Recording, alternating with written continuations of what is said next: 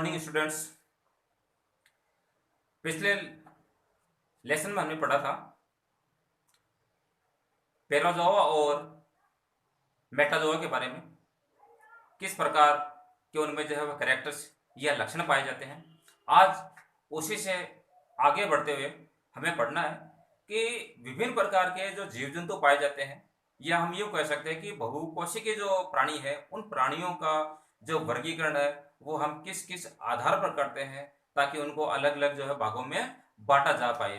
तो हमने आज का जो लेसन लिया है वो यही लिया है कि जंतु वर्गीकरण का आधार। तो जंतु वर्गीकरण का जो आधार है वो किस किस आधार पर किया जाता है। तो यहाँ अध्ययन की सुविधा के लिए हमने इस वर्गीकरण को निम्न 5 भागों के अंदर जो बांटा हुआ है। 5 भागों में से यदि हम देखते हैं तो सबसे पहले हमने लिया है सममिति या सिमेट्री के आधार पर। सममिति या सिमेट्री यानी उनकी जो वास्तविक संरचना होती है, उसकी फिजिकल जंतु की जो फिजिकल स्ट्रक्चर जो होती है उसके आधार पर हम जो है वो जंतुओं को कितने भागों में बांट सकते हैं। तो सममिति के आधार पर जंतुओं को यहाँ पर जो 3 भागों में बांट सकते हैं। सबसे पहले आपके पास में एसिमेट्री यानी असममित, हम एक एक को यहाँ अलग लेंगे। दूसरे आपके पास में है अरियल या रेडियल सिमेट्री, और तीसरी आपके पास में द्विपार्श्व सममिति या बाई रेडियल सिमेट्री। इसके आधार पर जो है सममिति के आधार पर हम जंतुओं को 3 भागों में बांट सकते हैं। इसी प्रकार से हम आगे देखते हैं कि इनमें पाए जाने वाले जो जननिक स्तर होते हैं कौन कौन से, एक्टोडर्म है, एंडोडर्म है, मेसोडर्म है। उसके आधार पर यदि हम देखते हैं तो जननिक स्तरों के आधार पर हम देखते हैं कि जंतु जो होते हैं वो कितने स्तर युक्त होते हैं। एक होता है आपके पास द्विस्तरीय और एक होता है आपके पास है त्रिस्तरीय। द्विस्तरीय जिसमें 2 स्तर पाए जाते हैं, कौन कौन से होंगे, मेसोडर्म नहीं होगा। और दूसरा आपके पास में त्रिस्तरीय यानी एक्टो, एंडो के साथ साथ में कौन सा ड्रम भी पाया जाएगा, मेसोडर्म भी जो है वो इसके अंदर पाया जाएगा। चलो हम तीसरा जो इसका वर्गीकरण का जो मुख्य आधार देखते हैं वो आपके पास में इसका शिलोम या शिलोमेटा, देह गुहा। देह गुहा का सामान्य अर्थ होता है खांच या खड्डे से संबंधित है, या कुछ रिक्त स्थान से हम मान सकते हैं। गुहा का मतलब ये मान सकते हैं हम। तो इसके आधार पर भी हमने जंतुओं को 3 भागों में बांटा। आपके पास में एक होता है अगुह्य जिसमें गुहा नहीं होती आपके पास में, इसको अपन बोलते हैं एसिलोमेट्स जंतु या प्राणी, एनिमल्स। दूसरे आपके पास में कूटगुह्य यानी असत्य प्रकार की गुहा, यानी गुहा पाई जाती है लेकिन प्रॉपर प्रकार की गुहा नहीं पाई जाती, इसको बोलते हैं अपन स्यूडोसोलोमेट्स प्रकार के एनिमल्स। और तीसरा आपके पास में इसमें प्रगुह्य यानी जिसके अंदर जो है वो गुहा पाई जाती है, जिसको यूसिलोमेट्स के नाम से हम जानते हैं। अब यहाँ पर जो आपके पास में बहुकोशिकीय प्राणी है यूसिलोमेट्स, इसको भी फिर 2 भागों में बांटा गया आपके पास में। पहला आपके पास में स्यूडोसिलोमेट यानी दीर्घ गुहा, और दूसरा आपके पास में एंड्रोसिलोम यानी आंत्रगुह्य प्रकार के प्राणी। ठीक है। तीसरे के बाद में चौथा आपके पास में सेगमेंटेशंस यानी खंडीभवन, जंतुओं को उनमें पाए जाने वाले खंडों के आधार पर बांटना। यानी 2 प्रकार के खंड इसके अंदर, एक सतही यानी जो जंतुओं का जो शरीर होता है वो केवल सतह से या बाह्य रूप से ही जो होता है वो क्या होता है, खंडों में विभक्त होता है, वो अंदर से विभक्त नहीं होता है। ठीक है। और दूसरा आपके पास में आंतरांगीय विखंडन या सेगमेंटेशंस, यानी शरीर जो है वो अंदर से अलग अलग शरीर का जो भाग है, आंतरिक भाग है, वो भी खंडों में विभक्त होता है। तो यहाँ ये आपके पास में सेगमेंटेशंस के आधार पर हम इनका वर्गीकरण कर लेंगे। इसके बाद में हम देखते हैं लास्ट में आपके पास में एम्ब्रियोजेनी यानी आपके पास में भ्रूणीय विकास के आधार पर, जैसे ब्लास्टोसिस गैस्ट्रुलेशन प्रक्रिया होती है, और गैस्ट्रुलेशन के बाद में इसमें जो विभिन्न प्रकार के जो अंग बनते हैं, या यूं हम कह सकते हैं कि इसके अंदर जो है जैसे एक्टो है, ड्रम है, मेसोडर्म है, एंडोडर्म है, इनसे विभिन्न प्रकार के जो ऑर्गेनिज्म बनते हैं। ठीक है। उसके आधार पर विशेष रूप से मेसोडर्म के आधार पर जो है 2 भागों में बांटा गया है। एक आपके पास में है प्रोस्टोमिया यानी जिसमें मुख का निर्माण होता है, और दूसरा आपके पास में है ड्यूरोस्टोमिया यानी गुदा का जिसमें निर्माण होता है। और हमें यह पता है कि इनके निर्माण के लिए आपके पास में यही जो है जननिक स्तर ही इसमें भाग लेते हैं। तो इसके आधार पर हम अब वापस रिव्यू लेने के बाद हम एक एक इसके ऊपर चलते हैं। सबसे पहले तो आपके पास में पॉइंट है कि ये सममिति क्या होती है। तो सममिति का मतलब एक सिंपल सी परिभाषा अपन दे तो इसकी जो बॉडी की जो स्ट्रक्चर जो होती है या बॉडी की जो संरचना होती है, शारीरिक संरचना के आधार पर। यदि हम सिंपल से इसकी परिभाषा देनी चाहे तो इसकी सिंपल सी परिभाषा होगी इसकी ज्यामितीय ज्यामितीय परिरूप में, यहां हम लिख सकते हैं सममिति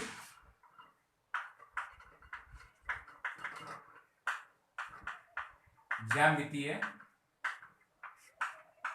परिरूप। ज्यामितीय का मतलब हो गया ऊपर वाला भाग।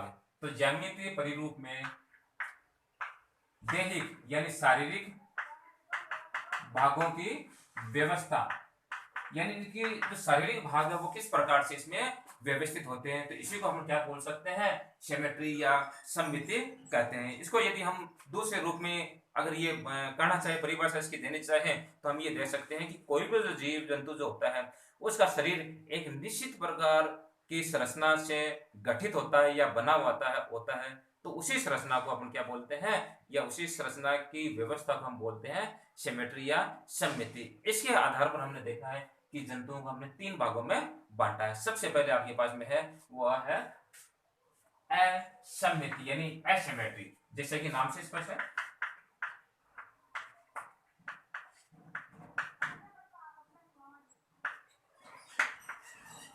असममिति इसके अंदर क्या होता है, कोई कह सकते हैं कि कोई भी काल्पनिक रेखा किसी भी अक्ष से इस जंतु को 2 भागों में नहीं बांट सकती। इसी को हम कहते हैं असममित जंतु। यानी कुछ जंतु ऐसे होते हैं जिनको किसी भी अक्ष से हम काटने की कोशिश करते हैं, एक निश्चित अक्ष से, तो वो 2 भागों में नहीं बढ़ती। यानी हम यूं कह सकते हैं कि ये जंतु किस प्रकार के होते हैं, अनियमित प्रकार के जंतु होते हैं। जैसे एज हम लिख सकते हैं इसमें अमीबा भी इसी के अंदर आ जाएगा।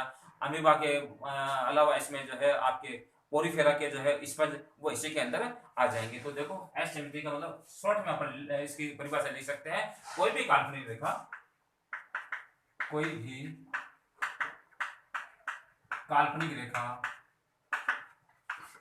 किसी भी अक्ष यानी एक्स से जंतु को 2 समान भागों में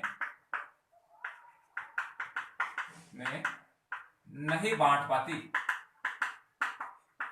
ये आपके पास में कहलाती है असममित, यानी उसका विभाजन नहीं हो सकता। और ये सामान्य मैंने क्या बताया आपको, उन जंतु में होता है जो अनियमित प्रकार के होते हैं। जैसे अमीबा की अगर हम बातचीत करते हैं, इसके एग्जांपल्स भी आ जाएगा। अमीबा की संरचना हम इस प्रकार से देखते हैं, ठीक है। तो इसको अपन किसी भी संरचना से आप ऐसे काटो तो भी 2 एक जैसे भाग इसमें नहीं होंगे, ऐसे काटते हैं तो भी एक जैसे 2 भाग नहीं होंगे। आप ऐसे काटो तो भी एक जैसे 2 भाग तो हो जाएंगे, लेकिन समान एक दूसरे के अक्षीय भाग नहीं होंगे। हम पोरीफेरा का अगर उदाहरण देखते हैं तो पोरीफेरा में भी इसी प्रकार का एग्जाम्पल्स आ जाएगा, देखिए।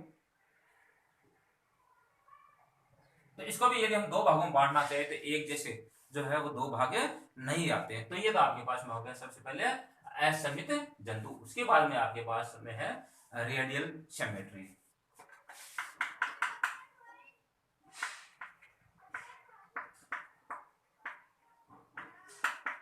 रेडियल सिमेट्री का मतलब ये होता है कि इसमें कोई भी जो काल्पनिक रेखा होती है वो किसी भी अक्ष से, सामान्य रूप से अपन कह सकते हैं जो केंद्रीय अक्ष का मतलब हो गया मुंह से लेकर के गुदर तक का। तो जब उसको गुजरती है, किसी भी अक्ष से अगर गुजारा जाता है उस रेखा को, तो वो 2 समान भागों में विभक्त कर देती है। किसी भी अक्ष से हम ये देख सकते हैं। तो इसकी डेफिनेशन, कोई भी काल्पनिक रेखा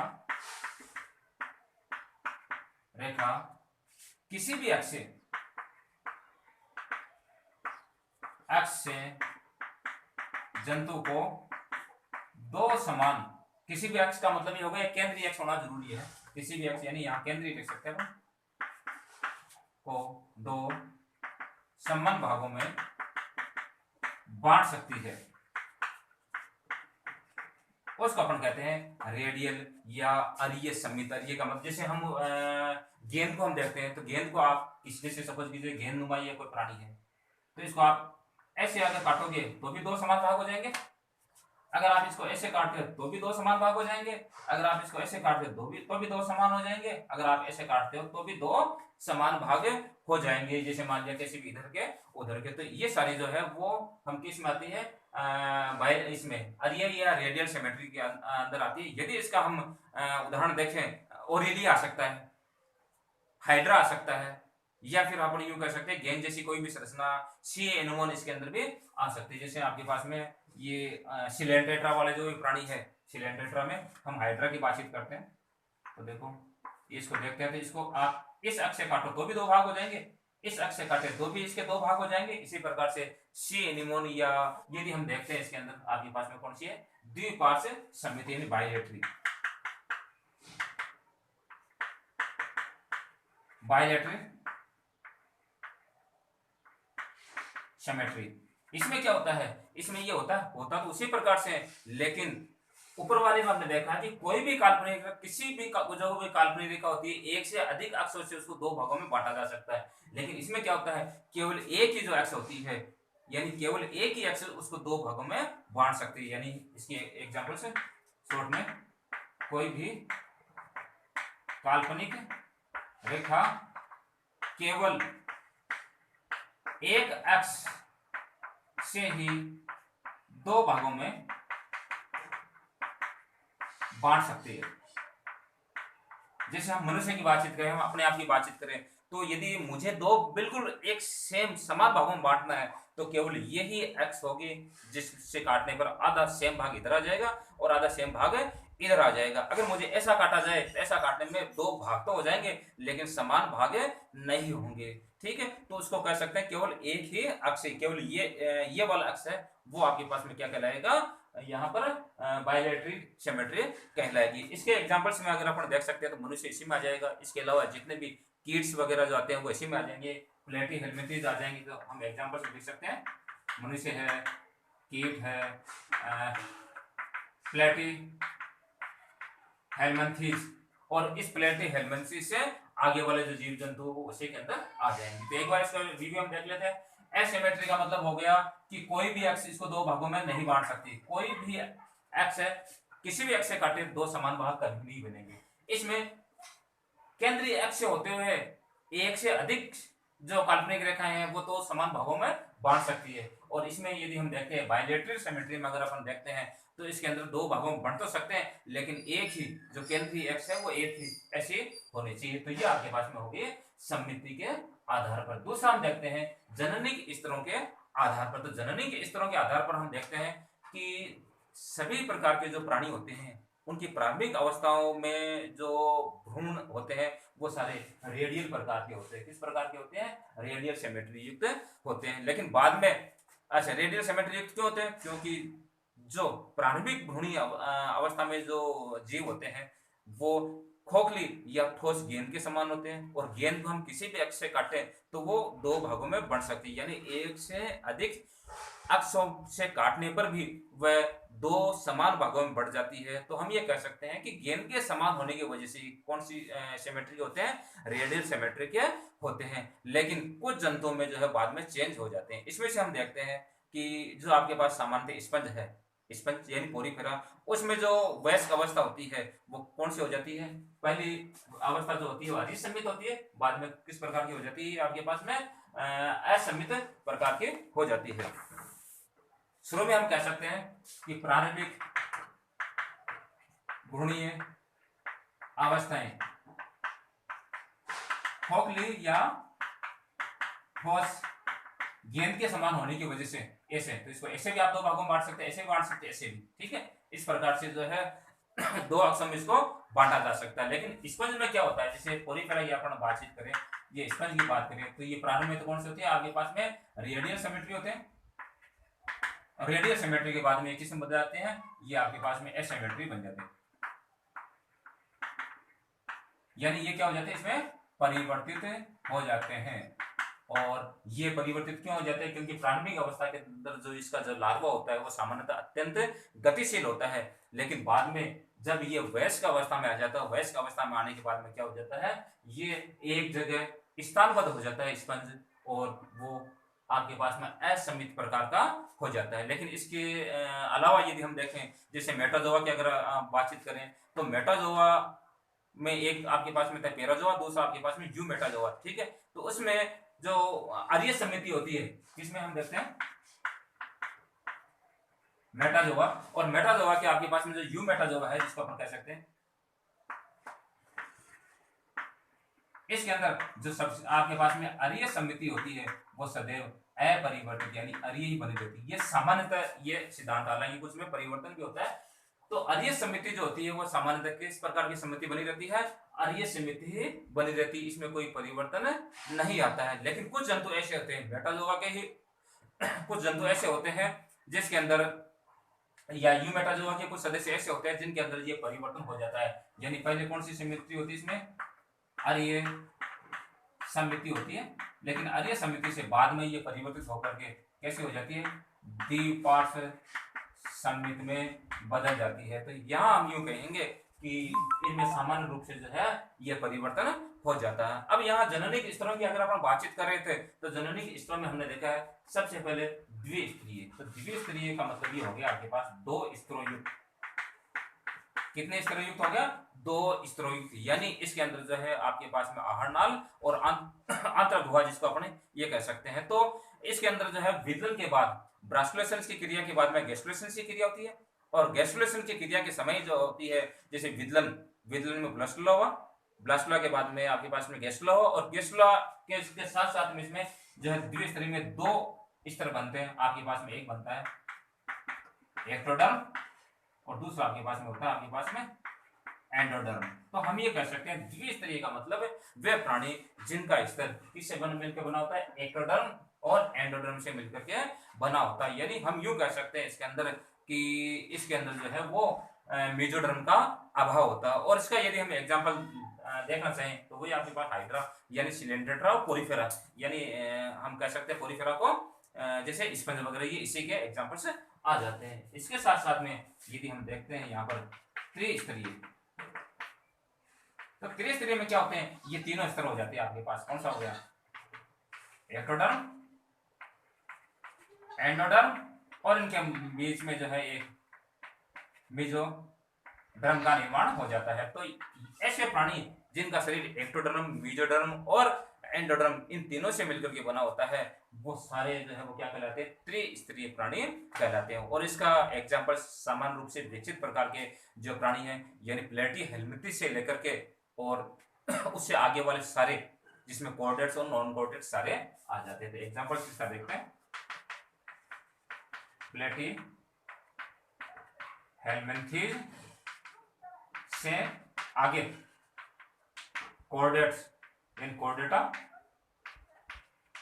व नॉन कॉर्डेट्स, ये सारे जो है वो इसी के अंदर एग्जांपल्स आ जाएंगे। या हम कह सकते हैं कशेरुकी और अकशेरुकी, क्योंकि ये विकसित प्रकार के प्राणी यहाँ पर ये पाए जाते हैं। तो ये आपके पास में दूसरा। तीसरा यदि हम यहाँ देखते हैं तो आपके पास में शिलोम, या हम कह सकते हैं देहगुहा। देहगुहा का मतलब मैंने बताया था खांच का हो जाना या किसी गुहा का हो जाना। ये सबसे इंपॉर्टेंट भी माना जाता है, इसको हम डायग्राम की सहायता से भी समझेंगे। तो यहाँ सबसे पहले तो शिलोम या देहगुहा का मतलब क्या होता है? देहगुहा का मतलब मैंने आपको बता दिया, खांच या खड्डे का हो जाना। किन के बीच में? जो हमने जो तीन स्तर पढ़े हैं उन तीनों स्तरों के आधार पर, एक्टोडर्म, एंडोडर्म और मेसोडर्म के आधार पर, कि किस प्रकार की उसमें कोई जगह पाई जाती, गुहा पाई जाती है, खड्डा पाया जाता है या नहीं पाया जाता है। सबसे पहले आपके पास अगुही, जैसा कि नाम से स्पष्ट है, एसिलोमेटा या एसिलोमेट, यानी जैसे कि नाम से स्पष्ट है कि इसमें जो है वो किसी प्रकार की जो गुहा नहीं पाई जाती है। क्या नहीं पाई जाती है? गुहा नहीं पाई जाती है। यानी इसमें क्या होता है कि गैस्ट्रुलेशन के साथ साथ में, ये ध्यान रखने की बात है, गैस्ट्रुलेशन के साथ साथ में इसके जो ब्लास्टोपोर होते हैं, जिसको अपन क्या बोलते हैं? कोराग्रंथि बोलते हैं। तो ब्लास्टोपोर जो है वो सिकुड़ करके क्या हो जाते हैं? एक दूसरे के पास पास आ जाते हैं। यानी ब्लास्टोसिस्ट जो है वो सिकुड़ करके एक दूसरे के पास में आ जाते हैं, जिससे क्या हो जाता है? यहाँ पर खांच जो है वो किससे भर जाती है? मेसोडर्म से भर जाती है और यहाँ की खांच समाप्त हो जाती है। तो यहाँ हम देख सकते हैं कि एक्टोडर्म व एंडोडर्म ये क्या हो जाती है? दोनों पास पास में आ जाती है सिकुड़ करके, और इसके बीच में क्या बढ़ जाती है? यहाँ मेसोडर्म आ जाती है, और मेसोडर्म आ जाने की वजह से खांच समाप्त हो जाती है। इसका अगर अपन एग्जांपल देखें तो जैसे आपके पास बाइलेट्रिया के जो प्राणी हैं प्लेटीहेल्मिंथेस वो आ जाते हैं। हेलमिंथ्स, ये इसका एग्जाम्पल। यानी सीधी सी बात अपने ये कहें कि इसमें जो आपके पास में गुहा जो होती है या शिलोंग जो होती है वो क्या हो जाती है, समाप्त हो जाती है। समाप्त क्यों हो जाती है, क्योंकि मेजोडर्म और सॉरी क्योंकि एक्टोडर्म और एंडोडर्म है वो दोनों पास पास में आ जाती है। जो बीच में जगह बच जाती है उस जगह में क्या कवर हो जाती है, कवरिंग है, मेजोडर्म की कवरिंग हो जाती है, जिसकी वजह से कोई खाली खांच उसके अंदर है नहीं पाई जाती है। दूसरे आपके पास में है स्यूडोसिलोम या कूट हुई है। हम इसका डायग्राम की सहायता से भी इसको समझेंगे। यहाँ स्यूडोसिलोम,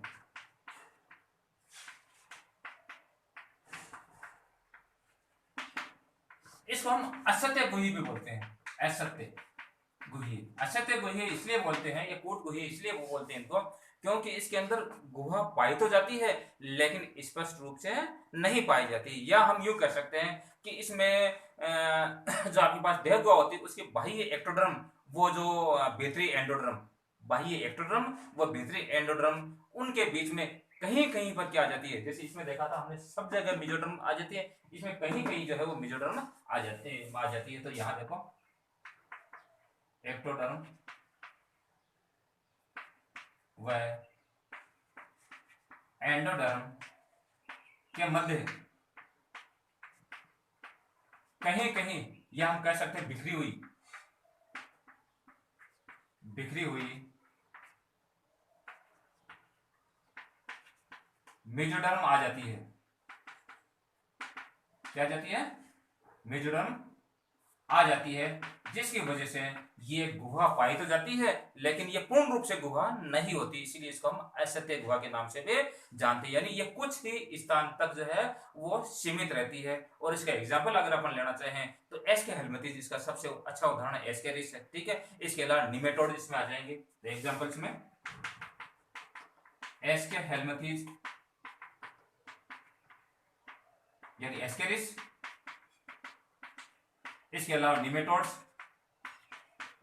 ये सारे जो है वो इसी के एग्जांपल्स हो जाएंगे। तीसरा आपके पास में परगुही है या यूसिलोमेट, यानी हम इसको यूं कर सकते हैं कि जिसमें वास्तविक रूप से जो है वो गुहा पाई जाती है। यानी पहले वाले में बिल्कुल गुहा नहीं पाई जाती है, इसके अंदर जो है वो गुहा पाई जाती है लेकिन असत्य प्रकार की गुहा पाई जाती है। और तीसरे आपके पास में जो है वो परगुही है या यूसिलोमेट जो है, इसके अंदर जो है वास्तविक रूप से गुहा पाई जाती है। यानी वास्तविक गुहा, यहां देख सकते हैं इसमें वास्तविक गुहा पाई जाती है। अच्छा, वास्तविक गुहा कहां पाई जाती है, किसके बीच में पाई जाएगी, हम बातचीत दो ही चीज की कर रहे हैं। आपके पास में बाह्य एक्टोडर्म और आंतरिक एंडोडर्म, तो इसके बीच में जो है वो गुहा पाई जाएगी। यानी हम यूं कह सकते हैं कि इसके द्वारा जो है वो देह गुहा पूर्ण रूप से मेजोडर्म से जो है वो घिरी होती है, जिसकी वजह से क्या हो जाता है, मेजोडर्म के बीच में खाली जगह बच जाती है और एक कवरिंग कला जिसको अपन पेरोटिनियम कहते हैं उसके द्वारा ये आवृत हो जाती है। अभी डायग्राम में हम यहाँ देखेंगे तो उसके वजह से इसके अंदर एक गुहा पाई जाती है। इसीलिए इसके उद्गम के आधार पर, जो ओरिजिन के आधार पर, किसके, शिलोंग के उद्गम के आधार पर, यानी इसको फिर दो भागों में बांटा है। एक आपके पास में सिजोसिलोमेट और दूसरा आपके पास में एंट्रोसिलोम या एंट्रोसिलोमेट्स प्रकार के जीव जंतु होते हैं। इसके आधार पर हमने इसको दो भागों में बांटा है। अब यहाँ हम पहले डायग्राम बना करके इसको समझने की कोशिश करेंगे। सामान्य रूप से जो है गैस्ट्रोसेंस की प्रावस्था है। यहाँ हम देखते हैं सबसे पहले एगोइया के अंदर अपन देखते हैं। तो एगोइया में देखो ये सबसे जो बाह्य वाला जो स्तर आपको जो दिखाई दे रहा है वो आपके पास में कौन सा, आपके पास में इसको हमने एक्टोडर्म यानी बाह्य स्तर माना है। एक्टोडर्म के बाद के अंदर जो है आपके पास में ये जो सबसे अंदर जो आपको रेड कलर का दिखाई दे रहा है इसको हमने एंडोडर्म माना है। दोनों के अंदर ये देखो आपके पास में हो गया एंडोडर्म हो गया, और ये आपके पास में ऊपर वाली जो संरचना है ये वाली, ये आपके पास में एक्टोडर्म होगी। तो यहाँ पे ये कह सकते हैं। अब इन दोनों के बीच के अंदर ये वाली जगह जो बची हुई है, इन दोनों के बीच में यहाँ हम देखते हैं कि एग हुई है, या जिसको आप कह सकते हैं एशिलोमेट्स जंतु कहते हैं। इसके अंदर ये जो जगह जो होती है वो किससे भरी हुई, यहाँ देखिए इस मेजोडर्म से भरी हुई, ये सारी जगह है मेजोडर्म से भरी हुई है, अर्थात इसके अंदर किसी प्रकार की कोई गुहा नहीं पाई जा रही है। इसीलिए इसको हम एसिलोमेट्स या एगुइया कहते हैं, ठीक है। तो इसके बारे में हमने चर्चा कर ली। यहाँ हम देखते हैं कूट गुह्य या असत्य गुह्य जो प्राणी होते हैं, इनमें क्या होता है, ये सबसे बाह्य वाला ये हमने क्या माना है, ये वाली लेयर हमने मानी एक्टोडर्म, ये वाली हमने मानी है कौन सी, एंडोडर्म। और इसके बीच में जो खाली जगह है, यहाँ पर कुछ अलग अलग जगह पर देखो, ये वाली जो जगह है, ये कुछ हम ये यूं कह सकते हैं इस प्रकार से जगह है वो किससे भरी हुई है, मेजोडर्म यहाँ पर बीच बीच में छिद्री हुई है, लेकिन पूर्ण रूप से भरी हुई नहीं है। इसका मतलब ये यहाँ पर जो है वो खाली जगह पाई तो जा रही है, लेकिन स्पष्ट रूप से खाली जगह नहीं पाई जा रही है। अर्थात हम यूं कह सकते हैं कि इसके अंदर जो है वो ये मेजोडर्म है वो बिखरी हुई होती है। तो ये वास्तविक प्रकार की गुहा यहाँ नहीं पाई जाती है, बल्कि असत्य प्रकार की या कूट गुहा यहाँ पर पाई जाती है। और थर्ड जो है वो हम यहाँ देख रहे हैं कि आपके पास में वास्तविक शिलोमेट्स, या जिसको हम लोग बोलते हैं प्रगुहीय। तो प्रगुहीय में क्या होता है, ये सबसे बाहर वाला जो भाग है ये वैसे ही आपके पास में एक्टोडर्म है, ये सबसे अंदर वाला जो भाग है इसको हमने एंडोडर्म मान रखा है। फिर मेजोडर्म कहाँ होगी, ये जो बीच में जो खाली जगह जो पड़ी हुई है ये वाली और कुछ इधर भी जो है, ये कौन सा भाग है, एक मेजोडर्म वाला भाग है। लेकिन इस मेजोडर्म वाले भाग को जो है एक ये जो है वो मेम्ब्रेन या झिल्ली के द्वारा जो आवृत की हुई होती है। और इस झिल्ली को हम जो क्या बोलते हैं, यहाँ हमने लिख रखा है पेरिटोनियम या प्रत्युदरिया के नाम से इसको जानते हैं। पेरिटोनियम क्या होता है, पेरिटोनियम ये होता है कि दोनों ओर के मेजोडर्म को घेरने वाली या दोनों ओर के मेजोडर्म के बीच में जो रिक्त स्थान होता है, खाली जगह जो होती है, खाली जगह है, इस खाली जगह को जो घेरने वाली जो एक मेम्ब्रेन होती है उसको अपन बोलते हैं पेरिटोनियम के नाम से जानते हैं। तो यहाँ पर वास्तविक प्रकार की जो गुहा है, यहाँ पर यह वास्तविक प्रकार की गुहा यहाँ पर पाई जाती है। तो इस प्रकार की ये हो गए। अब यहाँ नेक्स्ट हम देखते हैं कि शिलोमेट्स को इसके यानी गुहा के उद्गम के आधार पर, शिलोम के उद्भव के आधार पर हमने इसको दो भागों में बांटा हुआ है। एक आपके पास में सीजोशिलोम और दूसरा है एंट्रोशिलोम। सीजोशिलोम या दीन गुहा वह होती है जो आपके पास में 4D सेल्स के द्वारा बनी हुई होती है। किसके द्वारा बनी होती है, 4D सेल्स के द्वारा बनी होती है, या फिर हम इसको एक कहते हैं ये तीनोब्लास्ट के द्वारा जो है वो बनी हुई होती है। और इसका जो निर्माण है वो किससे होता है, मेजोडर्म से होता है। हम यहाँ लिख देते हैं, इसका जो निर्माण होता है वो किसके द्वारा होता है, मेजोडर्म के द्वारा होता है। और ये जो है आपके पास में 4D सेल्स, और 4D सेल्स या फिर इसको हम बोलते हैं टीनोब्लास्ट सेल्स, इसके द्वारा होता है। और यही जो है वो क्या करती है, मेजोडर्म जो है यानी आपके पास में ये 4D सेल्स या टीनोब्लास्ट फेरिकल के पट्टिका का निर्माण कर लेती है, और यही पट्टिका जो है मेजोडर्म का निर्माण करती है। ये क्या करती है, फिर जब मेजोडर्म होती है वो देह भित्तिका या जो उसकी बॉडी जो वाल जो होती है उसके आंतरिक स्तर का जो निर्माण करती है।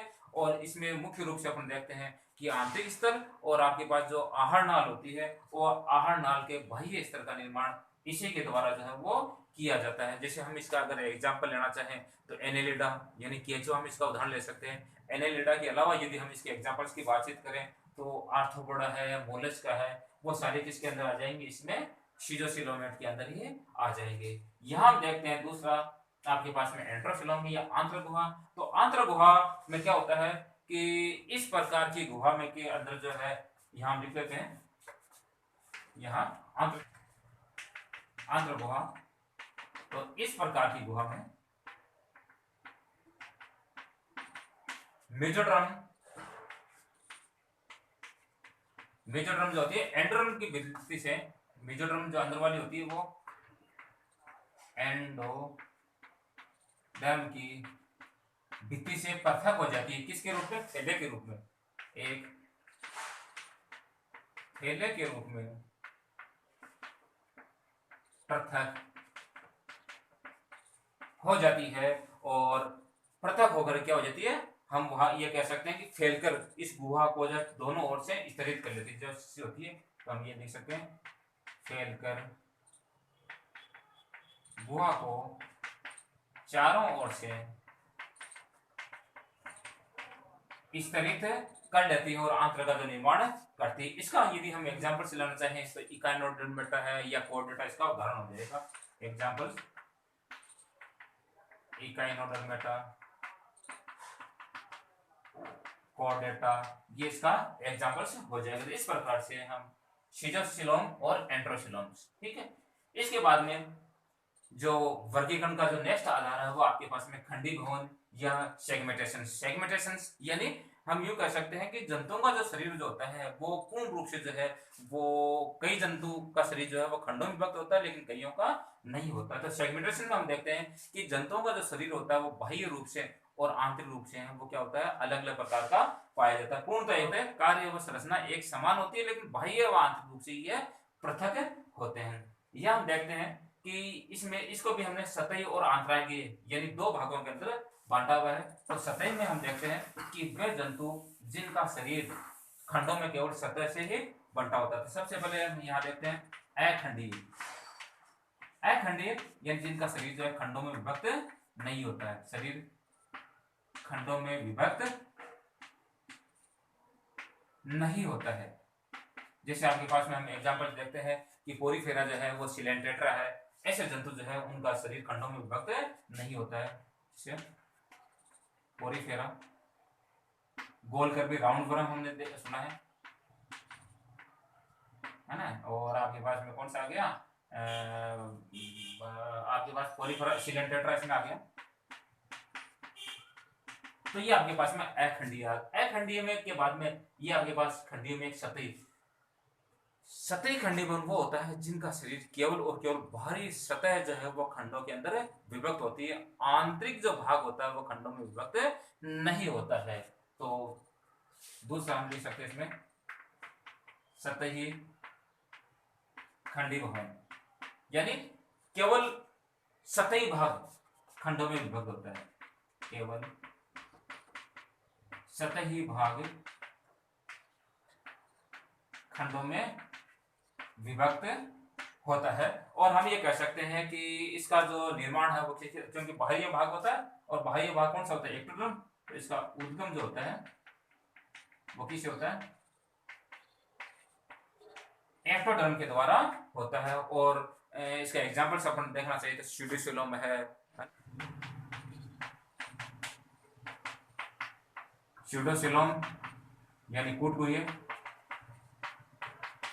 टिनोफेरा, ये इसके एग्जांपल से आ जाएंगे। तो इनका शरीर क्या होता है, केवल और केवल बाहरी सतह से ही जो है वो खंडों में विभक्त होता है, आंतरिक भाग जो है वो खंडों में विभक्त नहीं होता है। लेकिन इसके विपरीत दूसरा है आपके पास में आंतरांगीय या वास्तविक खंडीय भवन। इसको अपन क्या कह सकते हैं, वास्तविक, यानी इनका जो शरीर जो होता है वो आंतरिक शरीर है वो खंडों में विभक्त होता है। इसका एग्जांपल्स हम जो है वो एनिलिडा से ले सकते हैं। तो वास्तविक या आंतरिक खंडीय भवन का मतलब ये हो गया कि संपूर्ण शरीर जो है वो किस में विभक्त होता है, खंडों में विभक्त होता है।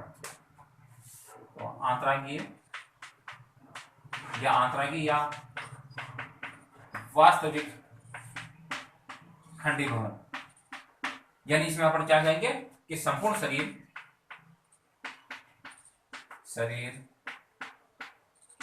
खंडों में, और पूरा शरीर जो है वो अंदर से रूप में भी जो है वो विभक्त होता है। संपूर्ण शरीर खंडों में विभक्त होता है। और इसके यदि हम उद्गम की अगर बातचीत करें तो विखंडन जो है वो इसमें विखंडन मेजोडर्म द्वारा जो अंग बनते हैं उनके अंदर भी पाया जाता है, यानी मेजोडर्म के द्वारा जो जिस अंगों का निर्माण होता है उसके अंदर भी जो विखंडन पाया जाता है। इसका एग्जांपल अगर अपन लेना चाहे तो क्या आ जाएगा, एनिलिडा आ जाएगा। क्योंकि हम जानते हैं कि एनिलिडा का शरीर जो है, जैसे हम उसमें केचुओं के शरीर की अगर बातचीत करते हैं तो केचुओं का संपूर्ण शरीर आंतरिक रूप से भी जो है वो खंडों में विभक्त होता है। तो ये आपके पास में हो गया सेगमेंटेशन या खंडीय भवन के आधार पर। लास्ट इसमें भ्रूणीय विकास के आधार पर, यानी भ्रूण का विकास किस प्रकार से होता है। तो भ्रूणीय विकास के आधार पर यदि हम देखते हैं इसमें जो खंडीय भवन, तो भ्रूणीय विकास के आधार पर, भ्रूणीय विकास के आधार पर आपको इतना समझना है, एक तो जो आपके पास में गुहा बनती है वो मुख का निर्माण जिसको अपन बोलते हैं क्लोस्ट्रिडियम, और दूसरा आपके पास में जो होता है गुदा का निर्माण जिसको अपन बोलते हैं ड्यूटेरियोस्टेडियम के नाम से जानते हैं। भ्रूणीय विकास में हम देखते हैं कि गैस्ट्रुलेशन की जो प्रक्रिया होती है, कुछ जंतुओं के आधांत्र जो होते हैं, गैस्ट्रुलेशन स्टेज के साथ साथ आधांत्र कोरक रंध्र द्वारा कोरकरंध्र द्वारा ब्लास्टोपोर में खुलते हैं। कहां जाकर खुलते हैं? ब्लास्टोपोर में खुलते हैं। और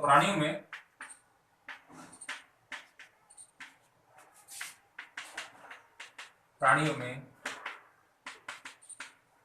कोरक द्वारा दो चीजों का निर्माण, किस चीज का? या तो आपके पास मुख का निर्माण, क्योंकि ये भी एक खड्डा होता है, या फिर गुदा का निर्माण होता है। किसके द्वारा होता है इसका निर्माण?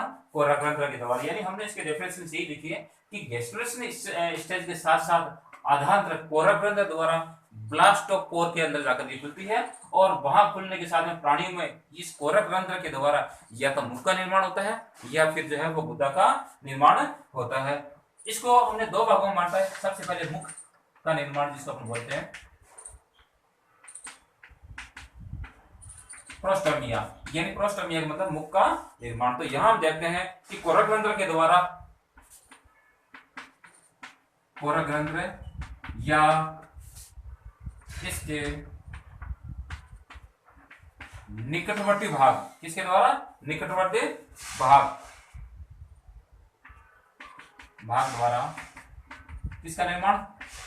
मुख का निर्माण होता है। तो यदि मुख का निर्माण होता है तो उसको अपन क्या कहेंगे? ये प्रोस्टेडियम कहेंगे। और इसमें जो सर्पिल वितरण जो है वो सर्पिल प्रकार का पाया जाता है। किस प्रकार का पाया जाता है? सर्पिल प्रकार का वितरण पाया जाता है। अगर हम इसका एग्जांपल्स लेना चाहें तो आपके पास निमेटोडा इसका उदाहरण हो जाएगा। निमेटोडा के पास में, इसमें जो है आपके पास में जैसे एनिलिडा है, प्लेटीहेल्मिंथेस है। निमेटोडा के बाद में प्लेटीहेल्मिंथेस इसके अंदर आ गया, ठीक है। एनिलिडा आ गया, एनिलिडा के बाद में आपके पास में इसमें आर्थ्रोपोडा आ जाएगा। आर्थ्रोपोडा के अलावा जो मोलस्क है, ये सारे इसी के एग्जांपल्स आ जाएंगे, जिसके अंदर है इस कोरकरंध्र के द्वारा किसका निर्माण होता है? मुख का निर्माण होता है। और जस्ट थोड़ा सा इससे उल्टा आपके पास में गुदा का निर्माण, जिसको हम बोलते हैं ड्यूटेरोस्टोमिया। यानी इसमें क्या होता है कि इसमें डेफिनेशन हम यहीं से ले सकते हैं कि कोरकरंध्र या उसके निकटवर्ती भाग द्वारा मुख्य जगह किसका निर्माण होता है? गुदा का निर्माण होता है। कोरकरंध्र या निकटवर्ती भाग द्वारा गुदा का निर्माण होता है। किसका निर्माण होता है? गुदा का निर्माण होता है। और जैसे मैं यहाँ पर जैसे हमने देखा, इसमें विदलन जो है किस प्रकार का पाया जा रहा है? सर्पिल प्रकार का विदलन पाया जा रहा है, लेकिन इसमें विदलन है वो अरीय प्रकार का होता है। विदलन अरीय प्रकार का होता है। एक हम उदाहरण इसमें ये और लिख सकते हैं, निर्धारी विदलन पाया जाता है। मुख वाले के अंदर जो है, प्रोस्टेडियम के अंदर जो विदलन है वो कैसा पाया जाता है? निर्धारी विदलन। और निर्धारी विदलन का मतलब आप समझते हैं कि यानी जब एम्ब्रियोजेनेसिस की प्रक्रिया होती है या जब अंग बन रहे होते हैं, तो कौन से भाग से कौन सा अंग बनना है ये पहले से ही निर्धारित होता है। तो प्रोस्टेडियम के अंदर जो है वो किस प्रकार का विदलन पाया जाता है? निर्धारी विदलन पाया जाता है। और जबकि इसके अंदर जो है, किसमें? ड्यूटेरोस्टोमिया के अंदर जो है वो निर्धारी विदलन पाया जाता है। और इसका एग्जांपल अगर अपन देखें तो इसके अंदर इकाई नोडर्मेटा, कोर्डेटा, ये इसके एग्जांपल से हो जाएंगे। तो यहां हम ये कह सकते हैं कि इस प्रकार से जो हमने 5 पॉइंट लेकर के ये शारीरिक संगठन है, उसके आधार पर हमने इन जंतुओं का वर्गीकरण हमने इस प्रकार से किया है। तो मैं आशा करता हूं कि शायद आपको जंतु वर्गीकरण का आधार जो है वो समझ में आया होगा।